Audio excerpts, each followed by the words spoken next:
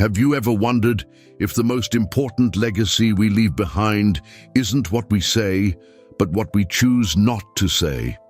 For many of us in our golden years, there's a growing tension between honesty and protection when it comes to our adult children. We want to be authentic, to share our lives completely, yet something inside whispers that perhaps not every thought needs voicing, not every worry needs sharing. Today, we'll explore this delicate balance that shapes the dignity of our later years. As we age, our relationship with our children transforms. They grow concerned, sometimes hovering, sometimes distant, both reactions often stemming from the same place of love and uncertainty. What we choose to tell them and what we keep to ourselves can profoundly shape these precious bonds.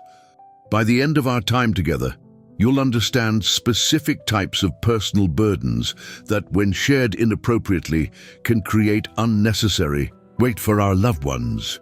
You'll learn how restraint isn't about deception, but about protection and respect. And most importantly, you'll discover how to maintain your dignity while still keeping genuine connections with those you love most. If you've ever found yourself wondering whether you're saying too much or too little to your children as you grow older, this conversation is especially for you. I hope you'll share your thoughts in the comments below. To illustrate this wisdom more clearly, I want to share a story that captures the essence of what we're discussing today. A story about two men, different generations, but sharing the same path, and the unexpected lesson that unfolds between them on an ordinary Sunday afternoon. Before we continue, remember to like the video to help us continue creating content for you. Now, back to the story. The city bus hums softly as it glides past empty playgrounds, golden trees and shuttered cafes under a muted Sunday sky. Mr. Harris, a man of 78 with thick silver hair and deliberate gestures, sits by the window in a crisp grey coat. His hands rest gently on his lap, weathered but steady. There's a quiet dignity in his posture, not rigid but composed, like someone who has learned exactly how much space he needs to occupy in the world. Beside him sits Thomas, 57, and visibly preoccupied. With arms crossed tightly across his chest, he stares out at the passing scenery without really seeing it. His face carries the marks of someone wrestling silently with the weight of late-life transitions. His own children growing distant, his parents gone, and the uncomfortable realization that time now moves faster than it used to. They had met only minutes earlier while waiting at the bus stop. A shared glance, a nod of recognition between aging men, the kind of wordless acknowledgement that speaks volumes. There was something in Mr. Harris's unhurried presence that drew Thomas in, a sense of peace that seemed almost foreign in today's rushed world. After they boarded and found seats side by side, Thomas, surprised by his own openness, broke the silence. "Beautiful day," he offered, his voice slightly tentative. Mr. Harris nodded, his eyes crinkling at the corners. "Indeed, the kind of autumn day that reminds you there's beauty in letting things go." The simple poetry of the statement caught Thomas off guard. He found himself saying more than he'd planned. "I've been thinking a lot lately about what I should tell my kids and what I probably shouldn't, about aging, about life." Thomas shook his head slightly. "They're both in their 30s now, busy with their own families. Our conversations feel different somehow." Mr. Harris turned his head slowly, then smiled as if that question had been ripening inside him for years. "It's not easy to say less," he replied, voice warm but edged with restraint. "But silence, sometimes that's the real inheritance." Thomas raised an eyebrow, intrigued. "What do you mean?" "Well," Mr. Harris adjusted his position slightly, "there are things I've learned not to burden my own children with. Not because I don't trust them, but because I respect them too much to make them carry what's mine alone." Through the windows, autumn leaves danced across the street in small, graceful spirals. The bus moved unhurriedly through the quiet Sunday streets, the steady rhythm of its engine creating a gentle backdrop for their conversation. "Like what?" Thomas asked, genuinely curious now. His own thoughts had been circling around similar questions, especially after his recent phone call with his daughter, where he'd nearly shared his growing fears about his retirement savings, only stopping himself at the last moment. Mr. Harris gazed thoughtfully at the passing scenery for a moment. Would you like to know what I've learned about the things an elder probably shouldn't tell their children, even with the best intentions? Thomas nodded, uncrossing his arms. I would, actually. And so, with the rustling city outside and the low murmur of the engine beneath them, Mr. Harris began to share, not with his children, but with Thomas, the things he believes should never be passed down, even with the best intentions. The first, he said softly, is the full weight of your regrets. Thomas leaned in slightly to hear better as Mr. Harris continued. We all carry them, he murmured. Some sharp as glass, others worn smooth by time.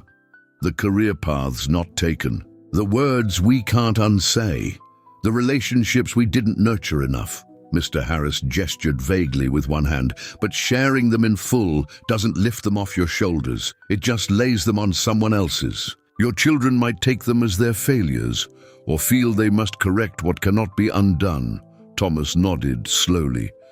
Just last month, he'd caught himself about to tell his son how much he regretted not pursuing that transfer to the Seattle office 20 years ago, a move that might have changed everything. He'd stopped himself, sensing something wasn't right about sharing it.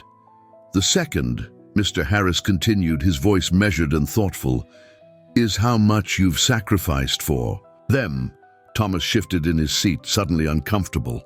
He'd had this exact conversation with his wife just last week about whether their daughter truly appreciated everything they'd given up for her education.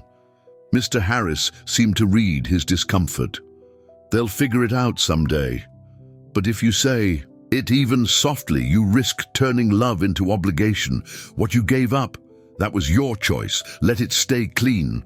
The bus slowed at a stop, doors opening with a hydraulic hiss. Nobody entered or exited. The driver closed the doors, and they continued their journey through the quiet neighborhoods. The third thing, Mr. Harris said as he tapped the window glass lightly, is your disillusionment with the world. A fallen leaf stuck briefly to the window beside them before being whisked away by speed and wind. I've seen enough to know hope is a fragile thing, Mr. Harris continued. The world isn't what I thought it would be 50 years ago. But they need to find their own disappointment, their own meaning. Don't dim their view with your shadows. Thomas nodded. His son had recently joined a climate protest he privately thought was naive and futile. He hadn't said anything yet, but the criticism had been sitting on his tongue, ready to spill out during their next conversation. The fourth, Mr. Harris said more gently, is your loneliness. The word hung between them, heavy with truth. It's there, sometimes like fog, sometimes like a blade, especially after losing a spouse or when friends start to leave us one by one. Mr. Harris paused, his gaze momentarily distant. But if you speak it too plainly, they might stop coming out of guilt. And that kind of visit isn't a visit. It's a duty in disguise.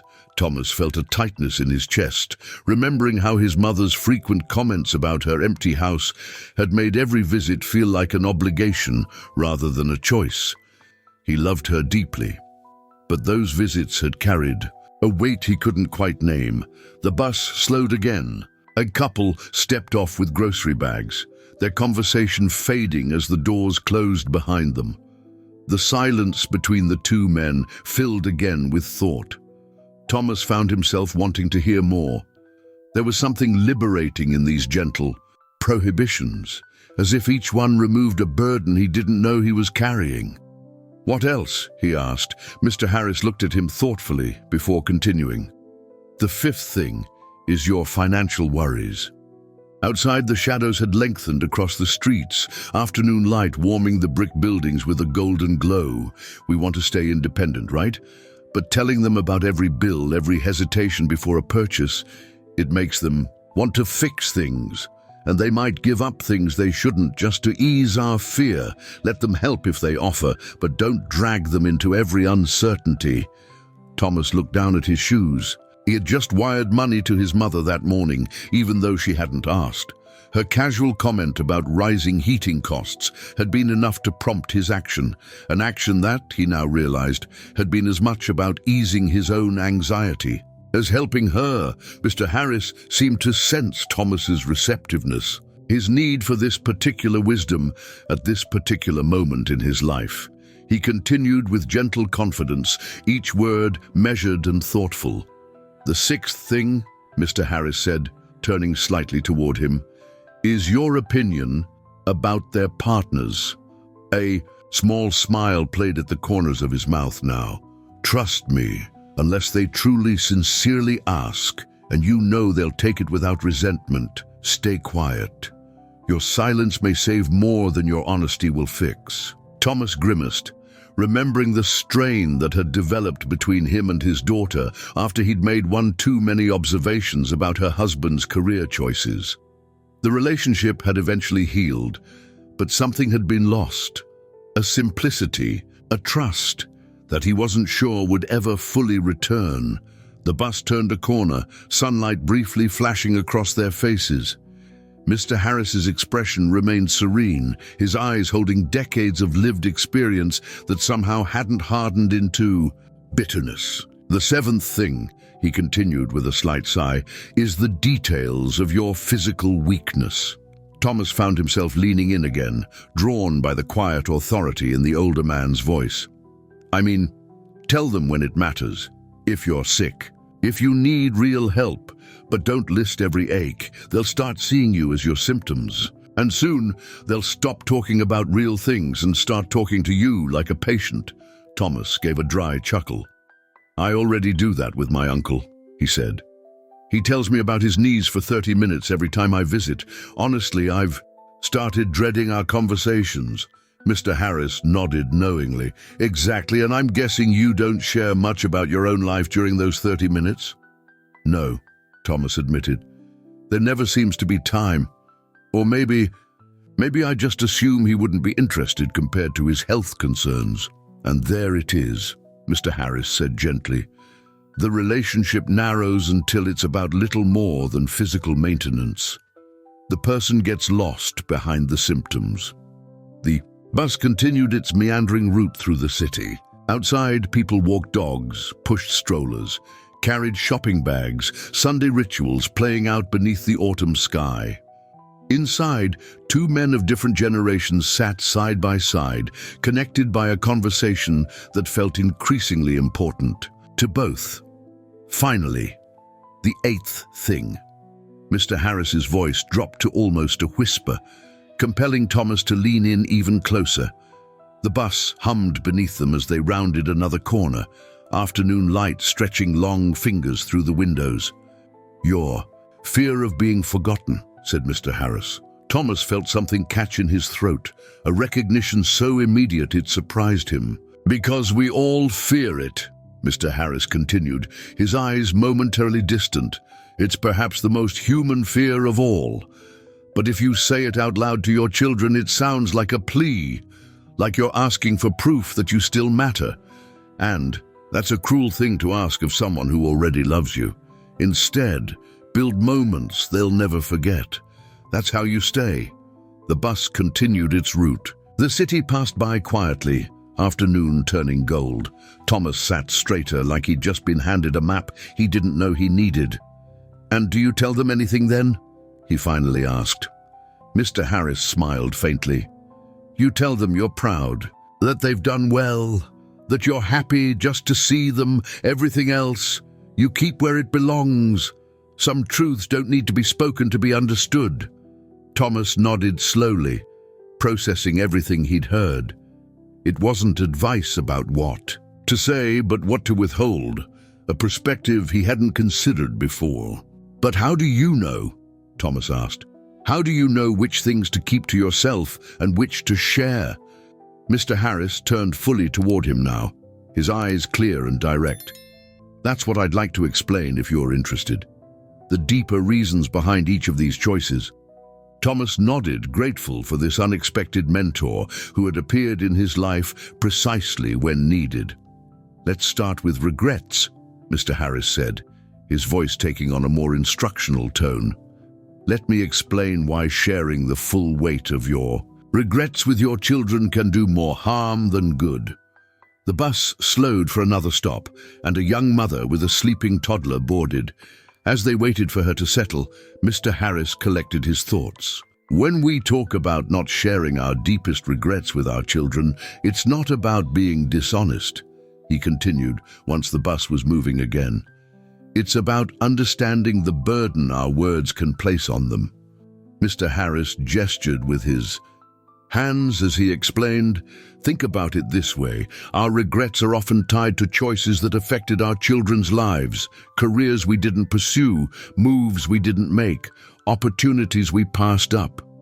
When we tell our children, 'I should have taken that job in California,' or 'we should have moved closer to the ocean like I always wanted,' what they hear is that their lives, the lives that resulted from our actual choices, were somehow plan B." Thomas nodded, understanding dawning on his face. "They might wonder if you regret the life that included them." "Exactly," Mr. Harris said. "Or they might feel responsible for fulfilling dreams that were never theirs to fulfill. I've seen it happen, children rearranging their own lives trying to compensate for their parents' unspoken disappointments." He paused, looking out the window briefly. "That doesn't mean we never share any regrets. Small ones can be instructive, but the existential ones, the big what-ifs that still ache inside us, those we process elsewhere. With friends our age, with a therapist, in our journals, not with our children." Thomas thought about the regret he'd almost shared with his son, about that job transfer he'd declined. It would have moved them away from his son's beloved grandfather during critical years. Would sharing that regret now make his son feel that his relationship with his grandfather had somehow cost his father something important? "So what can we do instead?" Thomas asked. Mr. Harris smiled. "Share wisdom, not regret. Instead of saying, 'I regret not pursuing my art,' you might say, 'I've learned it's important to make time for creative pursuits.' The lesson without the burden." Thomas nodded. "That makes sense." "Now, about sacrifices," Mr. Harris continued.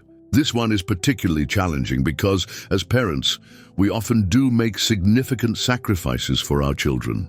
And sometimes, especially when we feel unappreciated, there's a temptation to enumerate them."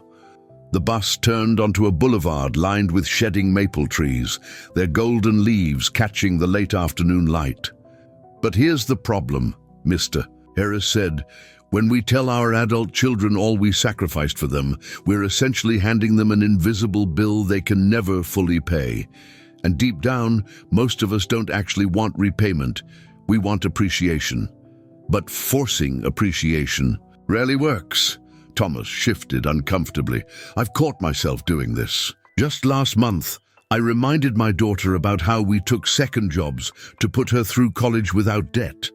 Mr. Harris nodded without judgment. "It's a natural impulse, but consider how that made her feel. Did it bring you closer?" "No," Thomas admitted after a moment. "She became defensive, said she'd never asked us to do that. The conversation didn't go well." "Exactly," Mr. Harris said gently. "When we frame our parental choices as sacrifices, we expect to be acknowledged. We transform what was freely given into a kind of emotional debt.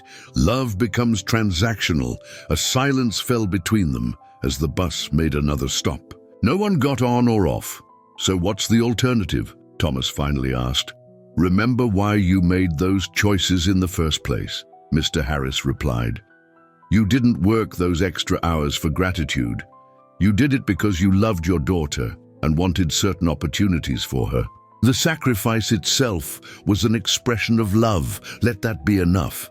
He paused, then added, "If you absolutely must communicate something about sacrifices, frame it as joy rather than burden. Not 'I gave up my career for you,' but 'I'm so glad I got to be present for your childhood, even though it meant career changes for me." Thomas nodded slowly, a new understanding settling over him. "And what about disillusionment with the world? Why keep that from them?" Mr. Harris's expression grew more serious.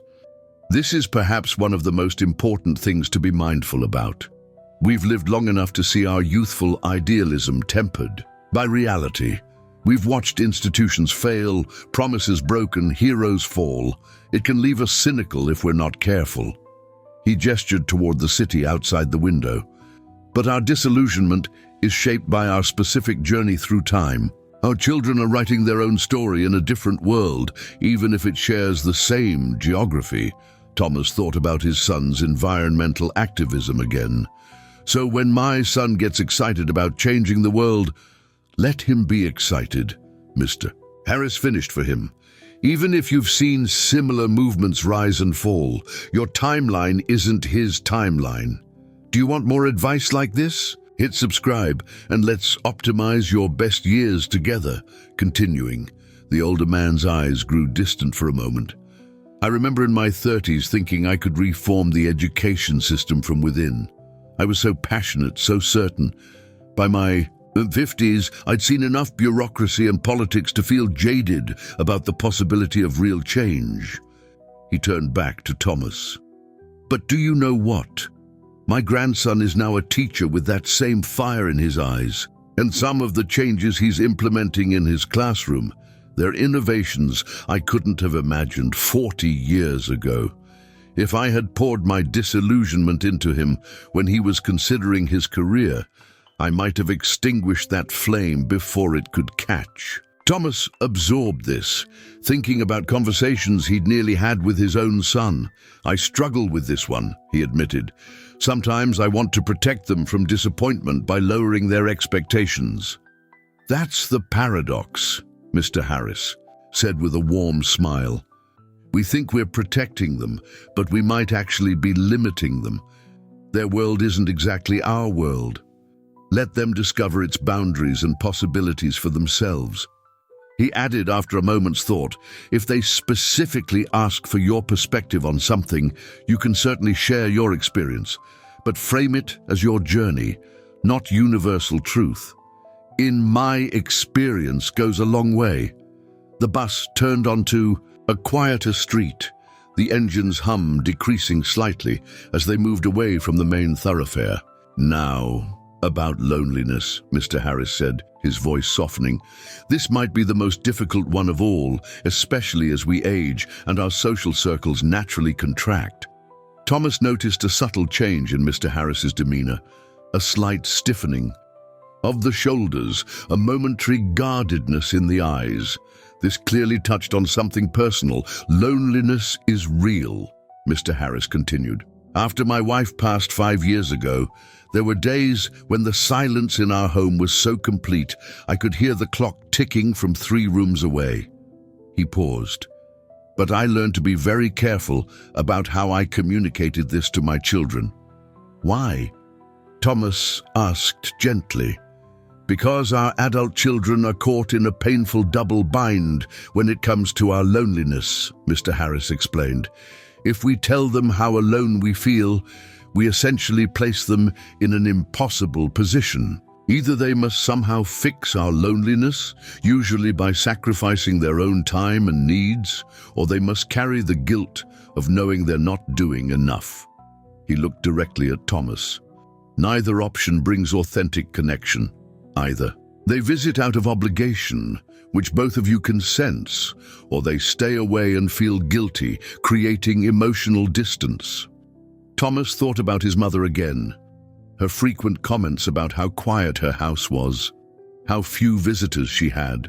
Each comment had felt like a hook in his heart, pulling him toward her while simultaneously making him want to retreat from the pressure. "So what do we do with our loneliness?" Thomas asked, genuinely curious now. "Just pretend it doesn't exist?" Mr. Harris shook his head. "No, we address it, but not primarily through our children. We join the community center, we volunteer, we take classes, we find peer friendships. We cultivate a life that doesn't position our children as our main social outlet." He smiled gently. "And when they do visit, we make those visits about connection, not about filling our emptiness. We ask about their lives. We share positive experiences. We create moments they want to return to, not obligations they feel burdened by." Thomas found himself nodding. "So it's not about denying the loneliness. It's about taking responsibility for it," Mr. Harris completed, "and finding appropriate places to process those feelings." The bus began to slow again, approaching another stop. Through the windows, Thomas could see they were nearing the end of the line, where he would normally transfer to another bus to reach his destination. But he found himself reluctant to leave this conversation. There was still so much to learn. Mr. Harris seemed to sense his hesitation. "I get off at the next stop after this one," he said. "Would you like to continue our conversation while we walk a bit? I was heading to the park to feed the ducks." His eyes crinkled with gentle humor. "A terribly cliched activity for an old man, I know, but it brings me joy." Thomas smiled, relieved. "I'd like that very much." As the bus stopped and a few passengers disembarked, Thomas settled back into his seat, ready to hear more about the remaining points of wisdom. "Let's talk about financial worries," Mr. Harris continued once the bus was moving again. "This one is particularly relevant as we age and face the realities of fixed incomes, healthcare costs, and the uncertainty of how long our resources need to last." Thomas nodded. Just that morning, he'd been reviewing his retirement accounts, calculating and recalculating how many years they might sustain him. "The temptation," Mr. Harris said, "is to share these worries with our adult children, partly to prepare them for potential future responsibilities, partly as a way of processing our own anxiety." He adjusted his position slightly, wincing briefly, a small, almost imperceptible acknowledgement of physical discomfort that he didn't elaborate on. "But here's what happens when we regularly share our financial anxieties with our children," he continued. "First, they start seeing us through the lens of financial fragility, which subtly changes the relationship dynamic. Second, they often feel helpless. They have their own financial pressures and limited capacity to solve ours. And third, they may make unwise financial decisions of their own out of a desire to help us." Thomas remembered again the money he'd sent his mother that morning. It wasn't a huge amount, but it had meant postponing some minor home repairs he'd been planning. "So we just never discuss finances with them." "That's not what I'm saying," Mr. Harris clarified. "There's a difference between transparent planning and transferring anxiety. It's appropriate to have clear conversations about estate planning, advance directives, and how you're structuring your affairs. It's appropriate to ask for specific help if you genuinely need it." The bus turned a corner, sunlight briefly flashing across their faces. "What's not helpful," Mr. Harris continued, "is the ongoing commentary about rising prices, the regular expressions of worry about having enough, the subtle hints about financial pressure. Those create a cloud of anxiety without a clear path to resolution." Thomas thought about this. "So it's about being strategic in what we share." "Exactly," Mr. Harris nodded. "Share information they might actually need. Keep the day-to-day anxieties to more appropriate outlets, financial advisors, support groups, friends in similar situations." He added after a moment, "And remember, our children are forming their own relationship with money, often still establishing their own financial security. When we constantly express our financial fears, we're inadvertently adding to their burden during what might already be a financially stressful time in their lives." The bus slowed as it approached the next stop, Mr. Harris's stop. Thomas glanced out the window at the small neighborhood park across the street, where a modest pond reflected the afternoon sky. "Shall we?" Mr. Harris asked, gesturing toward the exit as the bus came to a complete stop. Thomas nodded and followed the older man off the bus. As they stepped onto the sidewalk, The bus pulled away behind them, continuing its route without them. The park was quiet, with only a few people visible, a young couple on a distant bench, a man throwing a ball for his dog in an open area, and an elderly woman reading on a bench near the pond. "Perfect day for duck feeding," Thomas commented as they began walking slowly toward the water. Mr. Harris smiled. "Indeed, though I should clarify, I bring proper duck food, not bread. Learned a few years ago that bread isn't actually good for them." This small detail struck Thomas as perfectly in character for the thoughtful man beside him. Even his acts of leisure were carried out with care and consideration. As they approached the pond, Mr. Harris reached into his coat pocket and pulled out a small paper bag. "Would you like to continue our conversation while we feed them?" he asked. Thomas nodded, suddenly grateful for this unexpected detour in his day. "Very much." They stood side by side at the edge of the pond, watching as a small group of mallards noticed their presence and began swimming toward them with expectant enthusiasm. "Your sixth point," Thomas prompted as Mr. Harris carefully opened his paper. "Bag of duck feed. About not sharing opinions on our children's partners." Mr. Harris nodded, offering Thomas a handful of the small pellets. "This one has saved me countless heartaches and probably preserved several relationships in my family." He tossed a few pellets toward an approaching duck, who snatched them up eagerly. "You see, our opinions about our children's partners are usually formed through a very specific lens, that of a parent who wants only the best for their child and who measures best according to their own life experience and values." Thomas scattered his own handful of feed, watching as more ducks approached. "That makes sense. The problem," Mr. Harris continued, "is that love and partnership are deeply personal. What works in one relationship may not work in another. And more importantly, relationships evolve over time in ways outsiders, even loving parents, can't fully appreciate." He paused, seeming to select his next words carefully. "When my son David first introduced me to his now wife, I had concerns. She seemed distant, a bit cold, not at all the warm, expressive type I'd imagined for him." Thomas nodded encouragingly, sensing there was more to the story. "I came so close to saying something," Mr. Harris admitted. "Had the words right on the tip of my tongue during a father-son lunch, but something stopped me." He smiled at the memory. "Thank goodness for that moment of restraint. Because I later learned she had severe social anxiety. What I read as coldness was actually her struggle to manage her nervousness around her boyfriend's father." He tossed another handful of feed to the ducks.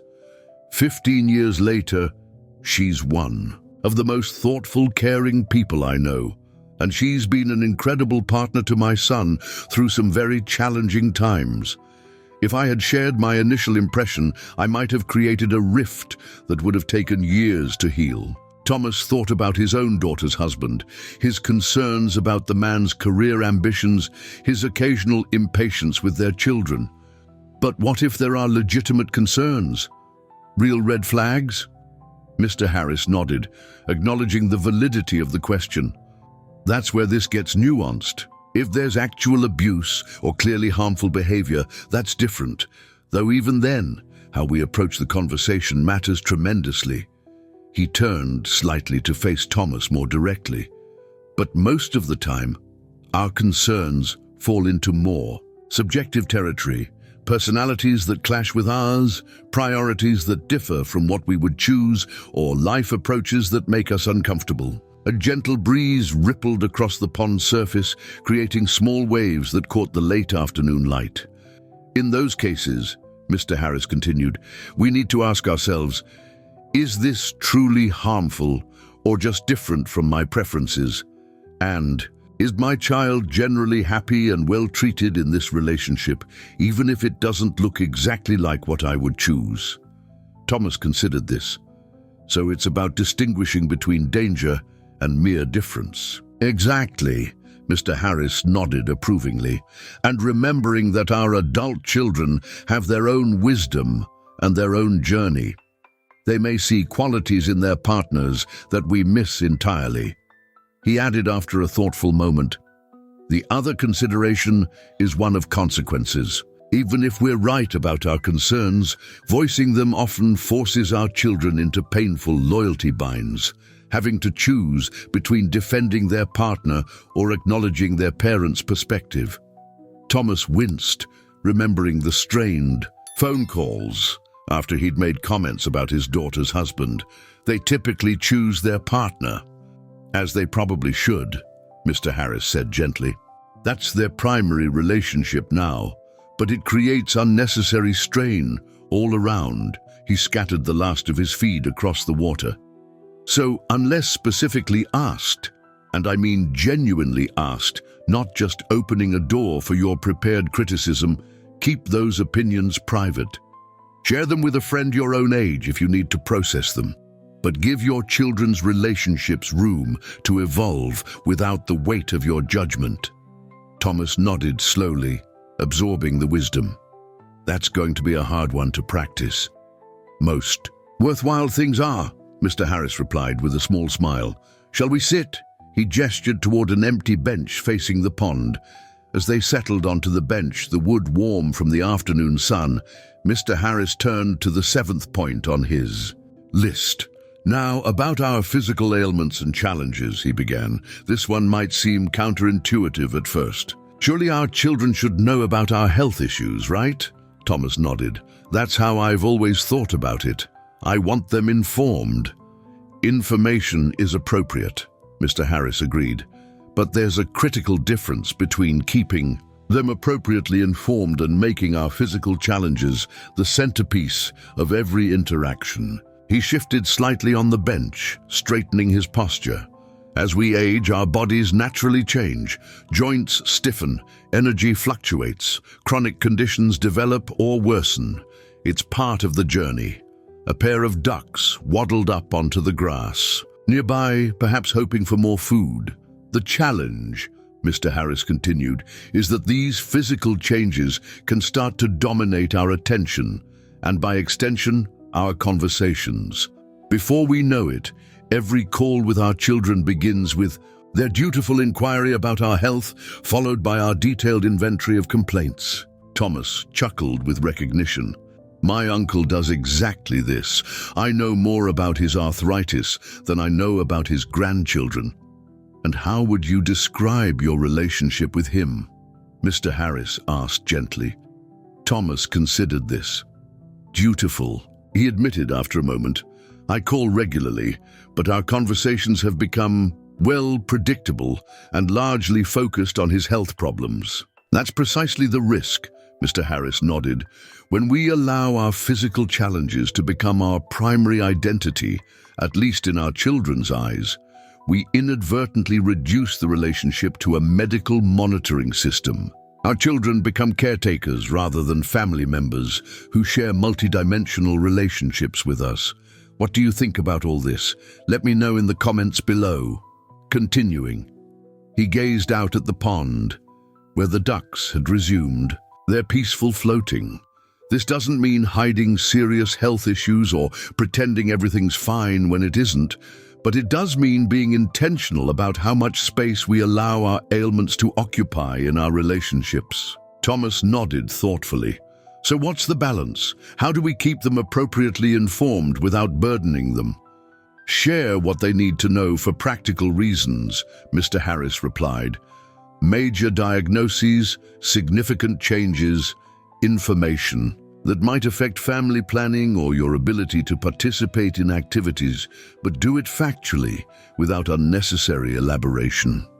He turned to Thomas with a small smile, and then changed the subject. "Ask about their lives. Share your thoughts.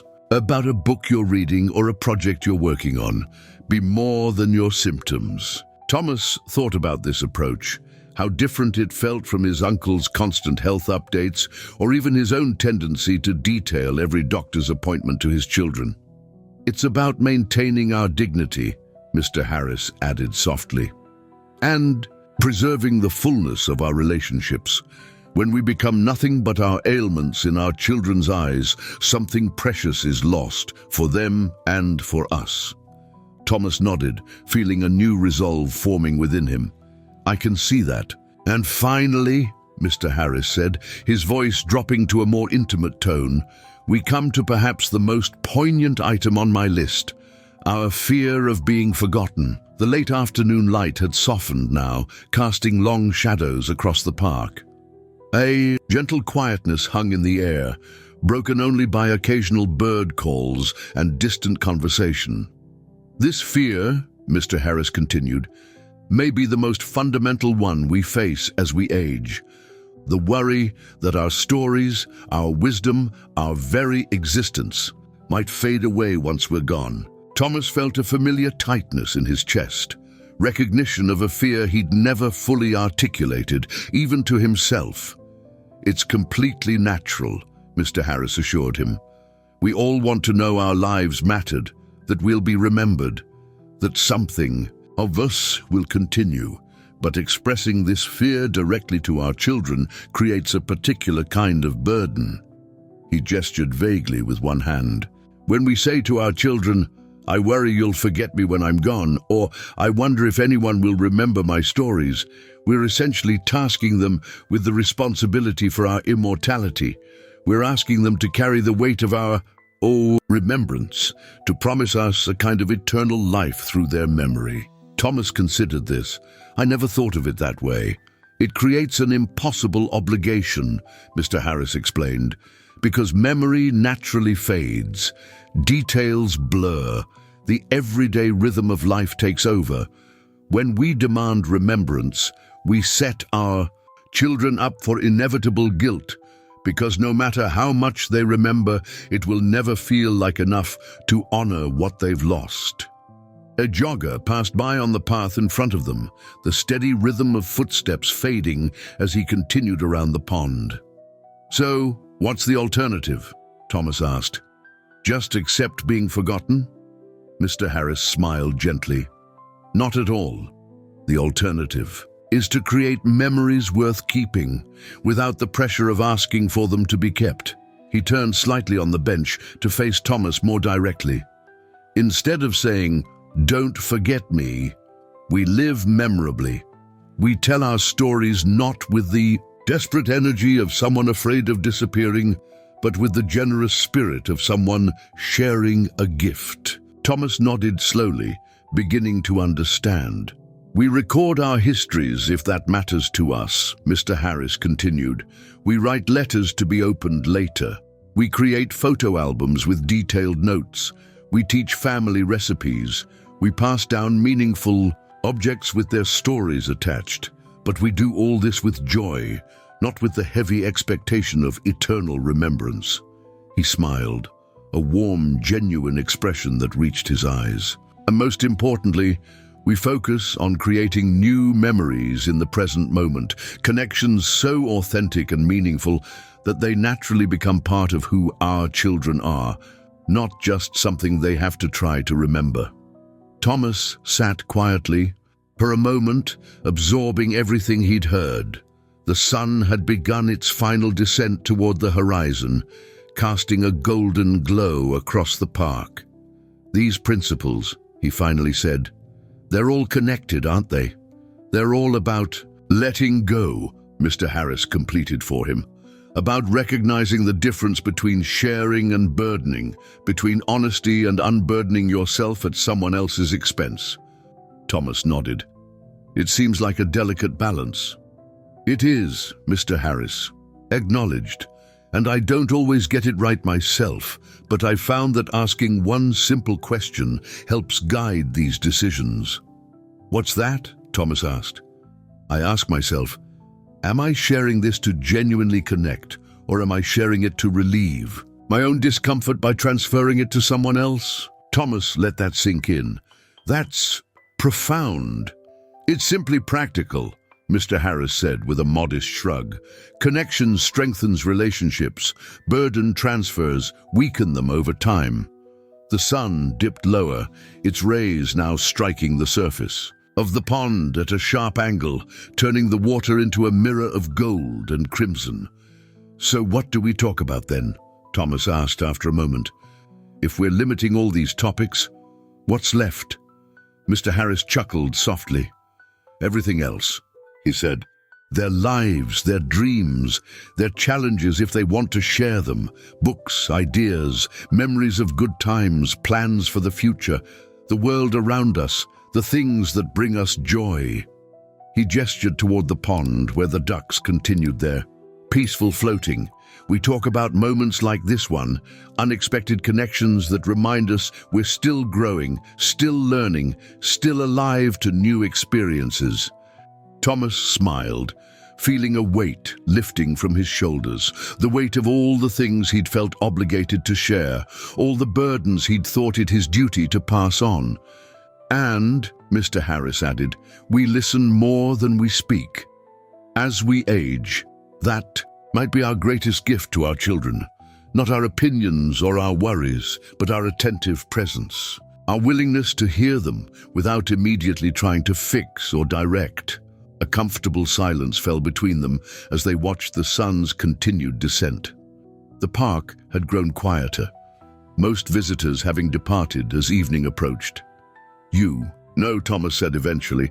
"I was supposed to be visiting my daughter this weekend. I postponed because I was feeling overwhelmed, unsure of what to say to her. Things have been strained lately." Mr. Harris nodded understanding. "And now?" "Now, I think I understand why," Thomas said thoughtfully. "I've been approaching our relationship all wrong, treating our conversations like opportunities to unburden myself rather than chances to connect." He turned to the older man with genuine gratitude. "Thank you for sharing all this." Mr. Harris smiled warmly. "Sometimes the wisdom we need finds us in unexpected places."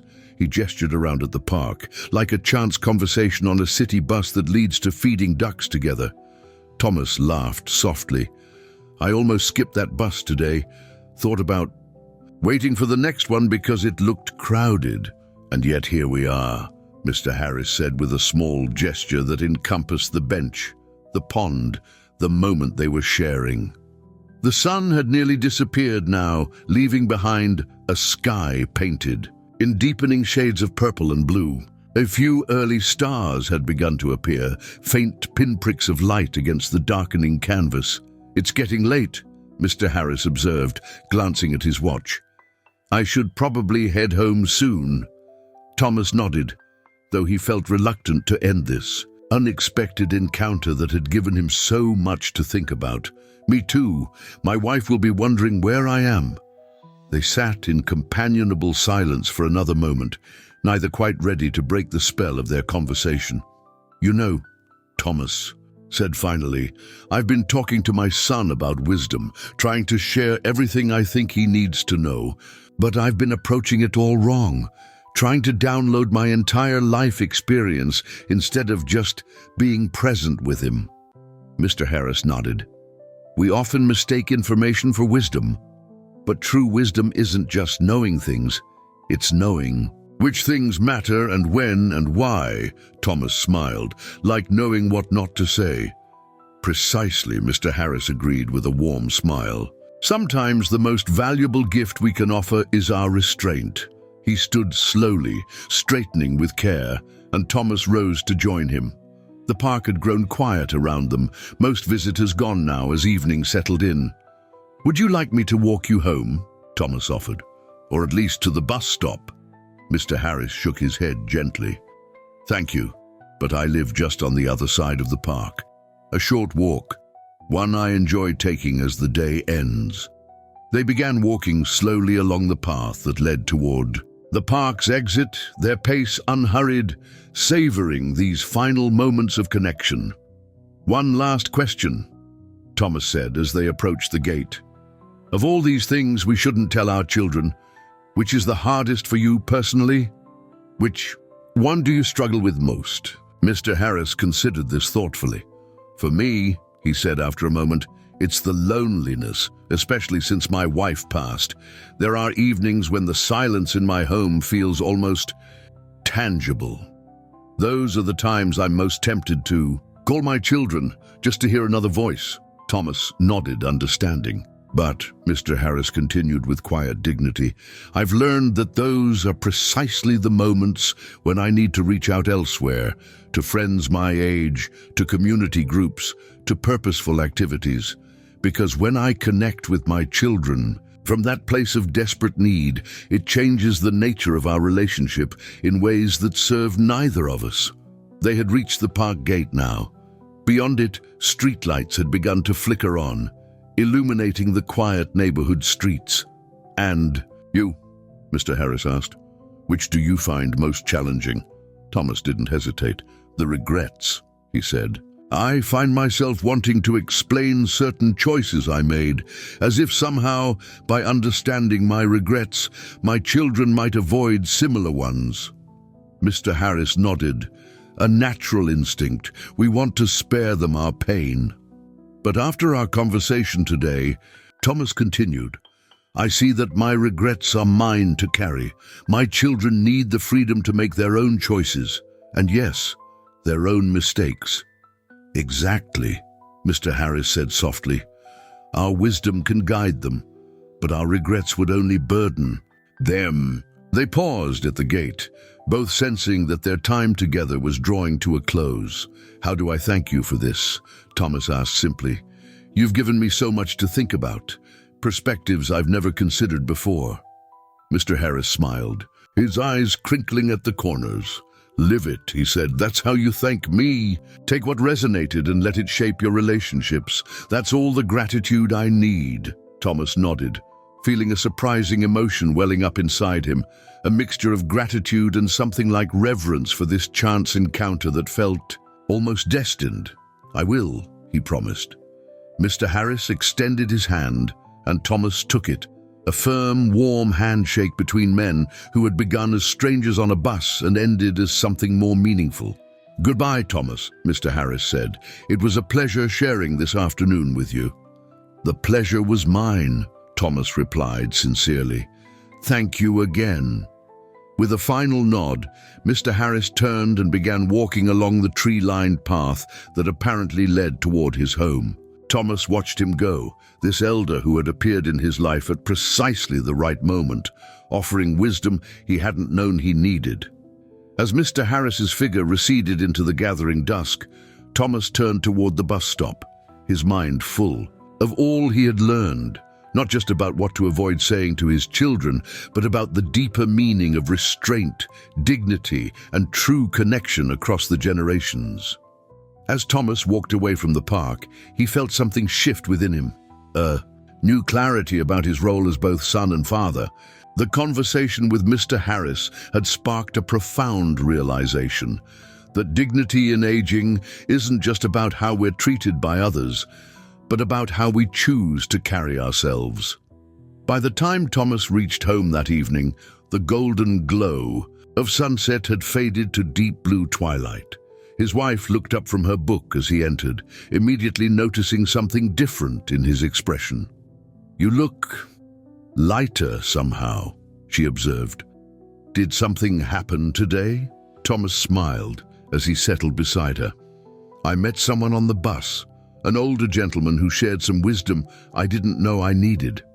As he recounted the afternoon's unexpected detour, the bus ride, the duck pond, the 8 principles of what not to share, his wife listened with growing interest. "You know," she said when he finished, "your mother called while you were out. She mentioned her heating bill again." Thomas nodded thoughtfully. "I think I've been responding to her comments. All wrong. Instead of sending money, maybe I should invite her to dinner more often, create moments of real connection." The following weekend, Thomas visited his daughter. As he pulled into her driveway, he felt a newfound confidence, not because he had all the answers, but because he understood which questions weren't his to solve. Their afternoon together flowed with an ease that had been missing for months. He asked about her work, her dreams, her challenges, and then simply listened, offering support without direction, presence without pressure. When his son-in-law mentioned A career change he was considering, Thomas bit back the cautionary tales and practical concerns that immediately rose to his lips. Instead, he asked questions, curious, open-ended inquiries that invited reflection rather than defensiveness. By the time he left, something had shifted between them. The invisible wall of judgment and expectation that had been steadily growing had begun to crumble, making space for something more authentic to emerge. That night, Thomas called his son and made plans to attend one of those environmental protests he'd privately dismissed as naive, not because he suddenly believed they would change the world, but because he understood that his son's journey was not his to judge or direct, only to witness and support. In the following months, Thomas found himself returning often to Mr. Harris's wisdom. When the temptation arose to share his financial worries with his children, he instead called a financial advisor. When loneliness settled over him like a fog, he joined a local book club rather than making subtle bids for his children's time and attention. When physical ailments flared, he mentioned them briefly if necessary, then deliberately changed the subject. And slowly, something remarkable happened. His relationships with his adult children deepened, conversations became richer, visits more frequent. Without the weight of his regrets, fears, and criticisms between them, genuine connection flourished. 6 months after that chance encounter on the bus, Thomas found himself walking through that same park, hoping, perhaps foolishly, to encounter Mr. Harris again. As he neared the pond, he spotted an elderly man on the bench, feeding the ducks with careful attention. But it wasn't Mr. Harris. Thomas felt a pang of disappointment, mixed with curiosity about what had become of his impromptu mentor. Had their paths crossed for just that one afternoon? Or might they meet again someday, perhaps when Thomas had wisdom of his own to share? As he continued his walk, Thomas realized something important. The greatest gift Mr. Harris had given him wasn't just the specific guidance about what not to say. It was modeling how to age with dignity, purpose, and wisdom. How to hold your own counsel when necessary, how to offer guidance without expectation, how to be truly present without making yourself a burden. Thomas had entered his older years seeing them primarily as a time of loss, of strength, of relevance, of connection. But that afternoon on the bus had shown him another possibility, that these years could also be about refinement, about distilling his words and actions to their most essential form. Perhaps that was the true inheritance he could offer his children. Not his opinions or worries or regrets, but his example. The way he chose to live these later years with intention and grace. And you, watching this now, what will you choose to carry forward from this story? Which of Mr. Harris's principles resonated most deeply with you? Perhaps it was the reminder not to burden your children with the weight of your regrets. Or maybe it was the wisdom of keeping your loneliness private while still nurturing authentic connection. Take a moment to reflect on your own relationships. Have you been inadvertently transferring burdens rather than building bridges?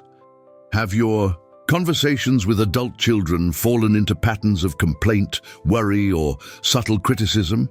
What might change if you approach these relationships with a new awareness of what to hold back and what to share? How might your connections deepen if you focused less on unburdening yourself and more on creating meaningful moments together? This isn't about pretending everything is perfect or hiding important truths. It's about understanding the profound difference between sharing and burdening and choosing consciously which path to take. As you move forward from this story, consider making a simple commitment. Before your next conversation with an adult child, pause and ask yourself Mr. Harris's guiding question.